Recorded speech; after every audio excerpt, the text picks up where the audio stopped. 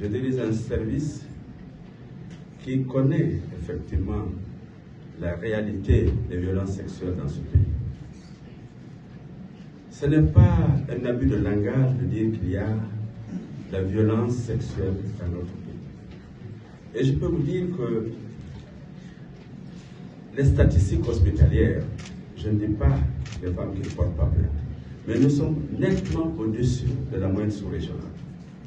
Autrement dit, qu'il y a plus de violences sexuelles dans ce pays que beaucoup d'autres pays de la sous-région. À titre d'exemple, je vais vous dire que sur une moyenne consultation de 30 personnes par jour, j'ai au moins 12 personnes qui sont victimes d'agressions sexuelles dans un service de victimologie qui reçoit toutes sortes de violences. Mais la particularité de cette violence, surtout, c'est sur l'âge des enfants. Et malheureusement, que 70% de ces victimes ont moins de 15 ans. Ces filles qui sont en majorité des prépubères, donc, développent des infections bactériennes, virales, y compris le VIH. Le dernier cas que nous avons, parce qu'il faut illustrer par des exemples pour qu'on comprenne que c'est une réalité, c'est une fille qui est orpheline de père et de mère, qui vit avec sa grand-mère, et sur le chemin de l'école, elle était récupérée par les porteurs de bagages et violée de façon récurrente. À force de violer cette jeune fille, elle a développé une infection parce qu'elle sentait. On l'a amenée chez nous, on a fait les examens, on a compris qu'elle était infectée déjà au VIH.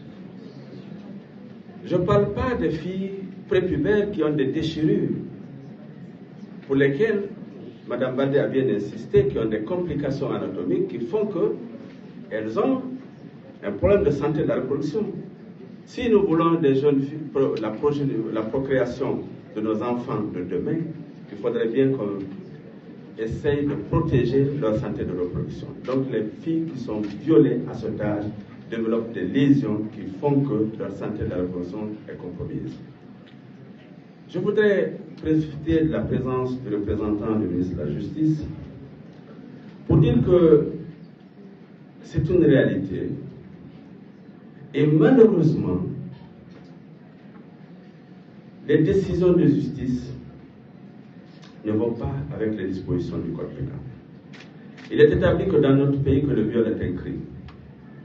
Nous avons essayé de voir, compte tenu de la fréquence de ces violences sexuelles, quel est le devenir de ces auteurs. Nous avons été désagréablement surpris que dans 10% des cas, seuls 10% des victimes étaient jugées, les auteurs étaient jugés en cour d'assises. Les 90 étaient libérés. Au niveau des commissariats, au niveau des justices de première instance, au prétexte classement sans suite, désistement, dans une procédure pénale.